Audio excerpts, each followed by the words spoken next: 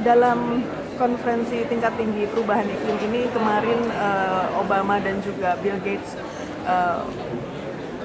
ingin mendorong perusahaan-perusahaan di dunia ini untuk juga membantu program-program untuk menjaga bumi ini.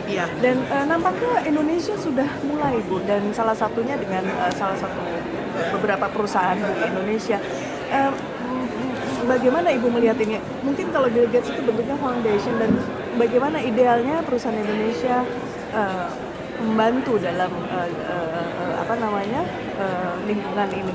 Ya, itu sesuatu yang sedang ngetrend sekarang di dunia ya. Sebetulnya bukan dimulai dari pertemuan ini, waktu launching dari Sustainable Development Goals di New York ya, di mana dunia itu perlu kompak dalam menanggulangi kemiskinan, tapi yang terkait juga dengan lingkungan, dengan kesehatan, pendidikan dan lain-lain ya.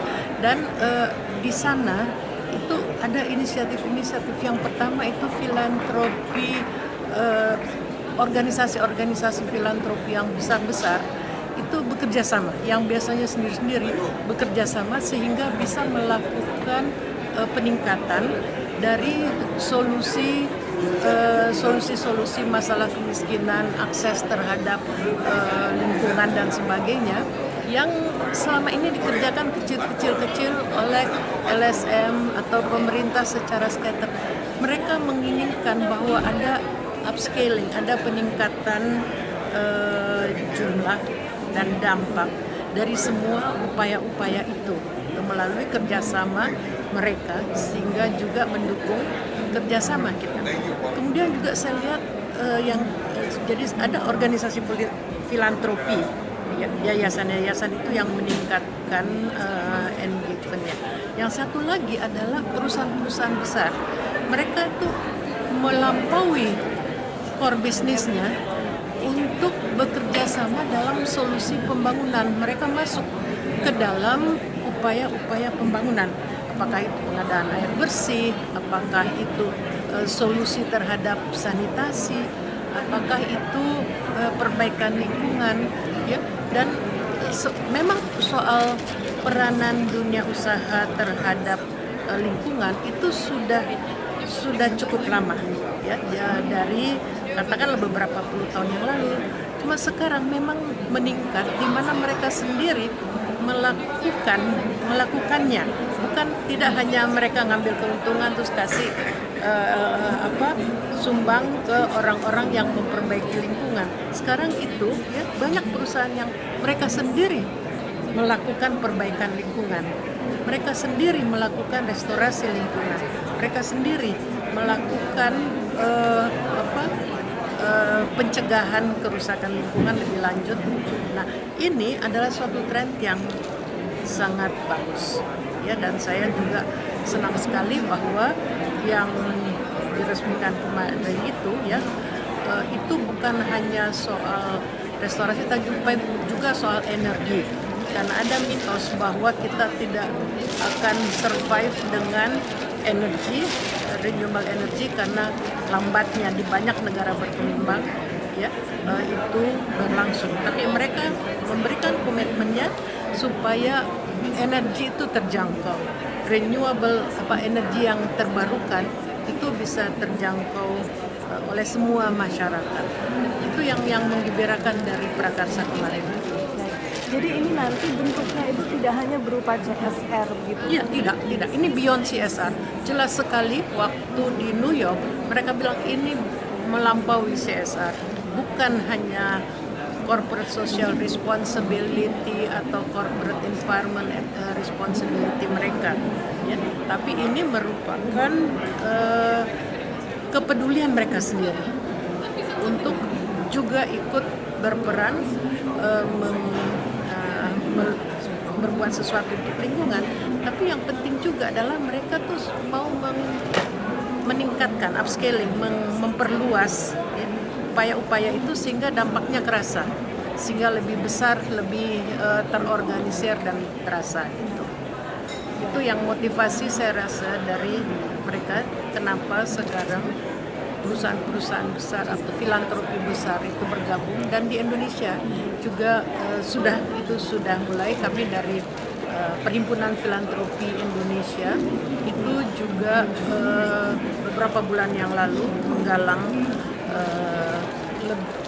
untuk organisasi-organisasi filantropi di Indonesia itu bersatu di dalam pencapaian tujuan pembangunan pasca 2015, Sustainable Development Goals. Baik Ibu, terima kasih. Terima kasih. Sebetulnya ingin lebih banyak sekali, tapi Indonesians suffer, and certainly our neighboring countries. The crisis has admittedly created a gap among the stakeholders. However, now is the time to avoid playing the blame game, and instead move forward to craft long-term strategy and create a sustainable and prosperous Indonesia. Consistent with the submitted INEC, private sector has been identified as a non-state actor potentially able to contribute in achieving Indonesia climate target. Based on existing best practice and collaborative effort with non-government stakeholders, including private sector Indonesia, can present credible solution that can be implemented and further expanded to balance the economic growth and environmental protection while enhancing welfare of the people. In the last 1 or 2 years, a number of Indonesian companies in various land-based sectors have adopted a very ambitious and challenging commitments, which are no longer to cut natural forest down and not develop plantation in peatland. This was partly to respond to the market signal and Indonesian policy of moratorium of new licenses in natural forests and peatland.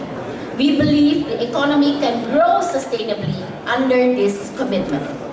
On the other hand, we also applaud government progressive effort to sustainability. For example, through the issuance of legal standard for palm oil through its certification scheme, Indonesia Sustainable Palm Oil (ISPO). The recent instruction of President Jokowi to prevent peat fire by halting peat conversion in unopened peat and recognition of high conservation values area by the Ministry of Agrarian Affairs and Spatial Planning have partnered together with the companies and government to implement concrete solution on environmental and social issues on the ground. The sustainable movement is gaining momentum for Indonesia. Ladies and gentlemen, the sustainability movement to a climate resilient Indonesia also requires support from the people on the ground. The smallholder, local community and indigenous people impacted by development as well as climate change. The massive numbers of conflicts due to lack attention paid to the condition may hinder the journey forward. Thus, in the area of conflict resolution, Kadin is currently designing, in collaboration with the government and civil society, an effective, robust, transparent, and equitable mechanism for resolving land tenure and other conflict between private sector and communities entitled the Conflict Resolution Unit. The unit is planned to be able to identify best practices in conflict resolution and develop initial conflict resolution guidelines that take into account the realities on the ground. It is expected that the pilot projects to test this principle and approaches can be identified over the course of 3 years. In closing, I would like to take this opportunity to extend our excitement in pursuing the sustainable and climate resilience Indonesia by 2050. We, the private sector, do this because we believe the value in it. This is not a complicated business decision, which we believe will be beneficial for Indonesia as a whole, and we are very encouraged to see more and more corporate partners are taking this step. beefing up the efforts to reduce the GHG emission, including from the land-based operation. We welcome all of you to join us for taking this initial step toward recovering our land, sea, forests, and people. Thank you and look forward to many follow-up actions.